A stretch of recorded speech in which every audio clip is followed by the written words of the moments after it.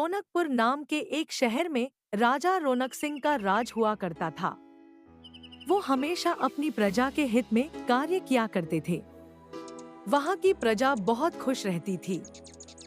एक दिन गिद्ध आकाश में भूतिया पेड़ के बीज लेकर उड़ रहा था।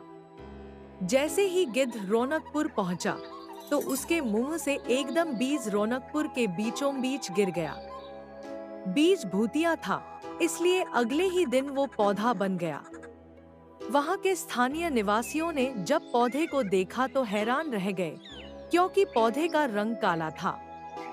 बाद में लोगों ने आपस में चर्चा की और यह समझा कि खेत में उगने वाला कोई घास पात या वनस्पति होगी।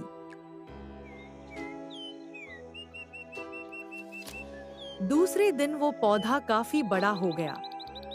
लोगों को और ज्यादा दुविधा हुई कि एक ही दिन में ये पौधा इतना बड़ा कैसे हो गया। होते होते वो पौधा तीसरे दिन पेड़ बन गया। समय बिता और लोग भी तेजी से बढ़ने वाले पौधे के बारे में सोच कर परेशान हो रहे थे। वो इस मामले को राजा के पास लेकर गए। ऐसे जादुई पौधे का पता चलते ही राजा तुरंत उस जगह पर पहुंच गए। राजा को जैसे ही पता चला कि एक काले रंग का पौधा 3 दिन में पेड़ बना है, तो वो भी उस पेड़ को हैरानी से देखने लगे। राजा उस पेड़ के पास चौथे दिन पहुंचे थे और तब तक पेड़ और बड़ा हो चुका था। वो इतनी तेजी से फैला था कि किसी को यकीन ही नहीं हो रहा था। राजा समझ गए थे कि का रंग काला है, इसमें जरूर कुछ जादू टोना होगा। इसी सोच के साथ राजा ने घोषणा कर दी कि जो भी इस पेड़ को खत्म करेगा, उसे वो इनाम के तौर पर 1000 सोने के सिक्के देंगे।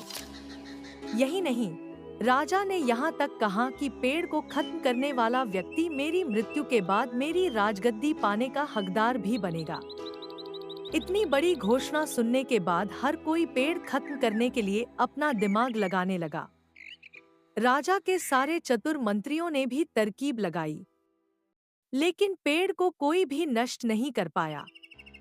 किसी ने पेड़ के आसपास आग लगवाई तो एक मंत्री ने उस भूतिया पेड़ को हाथियों तक से खिंचवाया, लेकिन पेड़ को कुछ भी न हुआ। अब लोगों के मन में डर बैठ गया और उन्हें लगा कि पक्का यह ऐसा वैसा नहीं, बल्कि भूतिया पेड़ है। तभी उस गांव के एक समझदार व्यक्ति को राजा की घोषणा का पता लगा। जानकारी मिलते ही वह अपने गुरु के पास भूतिया पेड़ से जुड़े रहस्य को जानने के लिए पहुंच गया।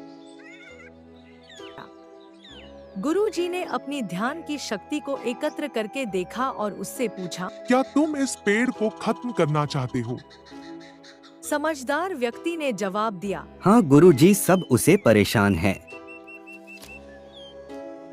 गुरुजी ने बताया, उसे खत्म करने का एक ही तरीका है। इसके लिए उस पेड़ के पास नमक डलवाना होगा। इस तरकीब के बारे में जानते ही वो व्यक्ति तेजी से राजा के पास गया। हम उसे खत्म करना चाहता हूँ राजा जी, बस आपको नमक लाना होगा। और कहा कि इस पेड़ के आसपास आपको नमक डलवाना होगा। ऐसा करने पर ही यह पेड़ खत्म होगा। राजा ने अपने सैनिकों को ठीक ऐसा ही करने को कहा। सैनिकों ने मिलकर पेड़ के चारों ओर खूब सारा नमक डाल दिया। नमक डालने के एक दिन बाद ही पेड़ का आकार कुछ कम हुआ। होते होते 5वें दिन तक पेड़ एकदम छोटा हो गया। उसके बाद गलकर वो गायब ही हो गया। उस व्यक्ति की तरकीब काम कर गई और राजा ने खुश होकर उसे इनाम की 1000 सोने की मोहर पहले दी। उसके बाद एक पत्र दिया, जिसमें लिखा था कि वो राजा के मरने के बाद उनकी गद्दी को संभालेगा। वो समझदार व्यक्ति खुश होकर अपने घर चला गया।